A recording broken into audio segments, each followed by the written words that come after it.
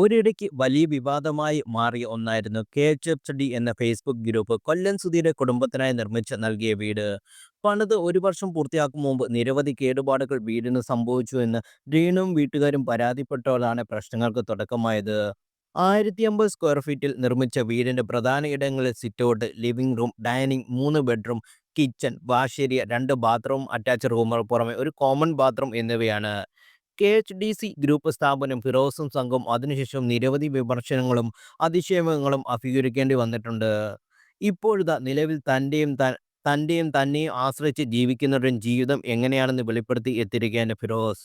കൊല്ലം സുധിയുടെ കുടുംബത്തിന് വീടുണ്ടാക്കി കൊടുത്തതിന്റെ പേരിൽ ചീത്തപ്പേര് വന്നതിനാൽ ബിസിനസ് ഡള്ളായി വർക്കേഴ്സ് പട്ടിണിയിലേക്ക് നീങ്ങിയാണ് പുതിയ വീഡിയോയിൽ ഫിറോസ് പറയുന്നു. ഒരു ഇടവേളയ്ക്ക് ശേഷം കൊല്ലം സുധിയുടെ വീടും അതിനെക്കുറിച്ചുള്ള ചർച്ചകളും വീണ്ടും സജീവമാവുകയാണ്. എൻ്റെ ജീവിതത്തിൽ ഞാൻ ഏറ്റവും വലിയ മണ്ടത്തരം തീരുമാനമായിരുന്നു ആ കുടുംബത്തിന് ഒരു വീട് നിർമ്മിച്ച് നൽകുക എന്നത്. അതോർത്ത് അന്നും ഇന്നും ഞാൻ റിഗ്രറ്റ് ചെയ്യുന്നു.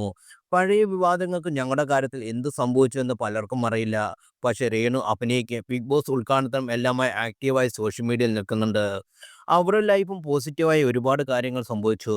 എന്നാൽ അവർക്ക് വീടുണ്ടാക്കി കൊടുത്തതിൻ്റെ പേരിൽ ചീത്തപ്പേരും ഹരാസ്മെൻറ്റും തെറികളും കേട്ട ഞാനും കുറച്ചുപേരും ഇപ്പുറത്ത് നിൽക്കുന്നുണ്ട്. അതിനുശേഷം ഞങ്ങൾക്ക് എന്ത് പറ്റിയെന്ന് എല്ലാവരും അറിയാൻ ആഗ്രഹിക്കുന്ന ഒരു കാര്യമാകും.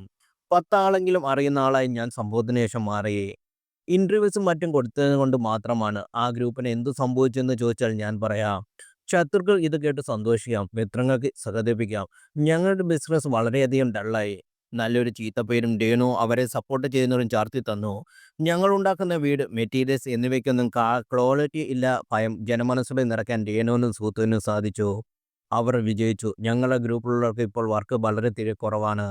രേണുവിനെയും കുടുംബത്തിനെയും സഹായിച്ചതിൻ്റെ പേരിൽ ഞങ്ങൾ ഒരുപാട് ആൾക്കാർ പട്ടിണിക്ക് ഇടാൻ പാടില്ല. ഞങ്ങളുടെ വർക്കിനെ ആശ്രയിച്ച് നിൽക്കുന്ന കുടുംബത്തിനെയും തൊഴിലാളികളെയും അവരുടെ കുടുംബവും ബാധിച്ചിരിക്കുന്നു.